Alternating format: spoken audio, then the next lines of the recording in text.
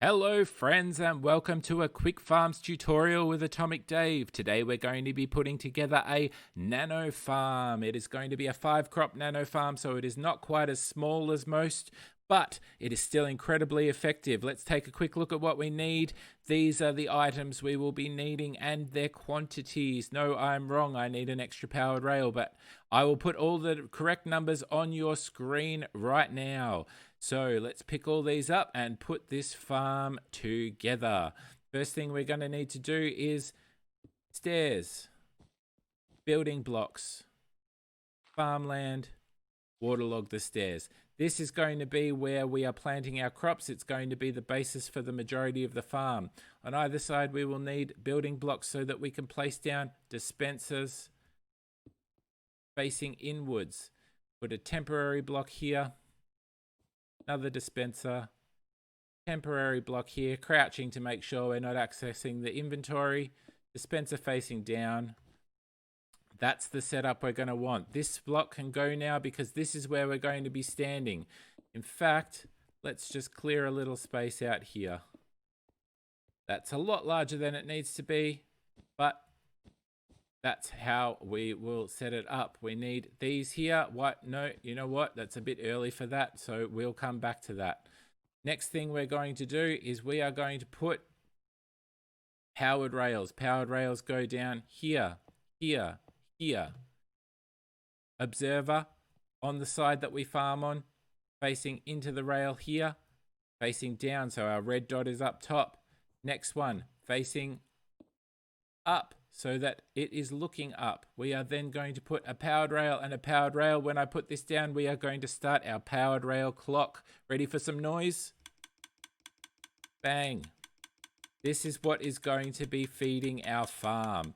So what we will do is we will just pop a lever here so that we can control it. Now that's off. Fantastic. Just what we want.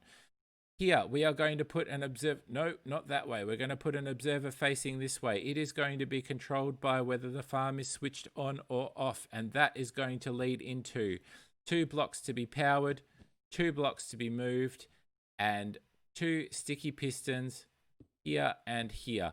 What that is going to do is that is going to, when you come in here and shut the door, as the machine gets activated, it is going to plunge us into complete and utter darkness because we need a block here as well. There is a reason for that. We will get to that. Here, a half slab so that we crouch to get in. The reason we do this is so that when we are placing our seeds, which will be into this corner, we don't have to be quite as precise with our placement.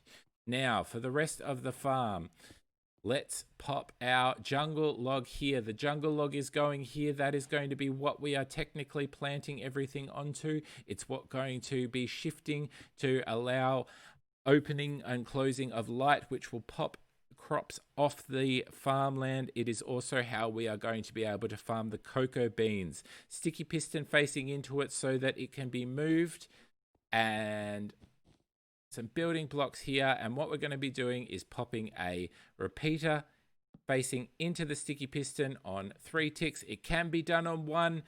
Very, very hard to maintain the planting. Can be done on 2. Also hard to be done on planting.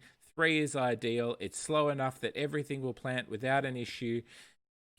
Oh no, that doesn't go there. An observer go, yes, no, yes. Observer facing into the dispenser. It is going to be powering this repeater. And if we quickly go around here, bust this so that we can turn it on. And you can see what's going on over here. So that is moving in and out, not a problem. Now this machine, believe it or not, is almost finished now. Let's turn it off so that we can do the final stages and then show how it works. The final stages are, quite literally, put a building block here to block the light.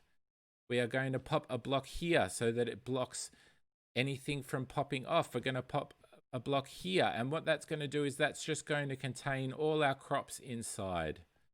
Over here, where are we? No, that needs to stay there.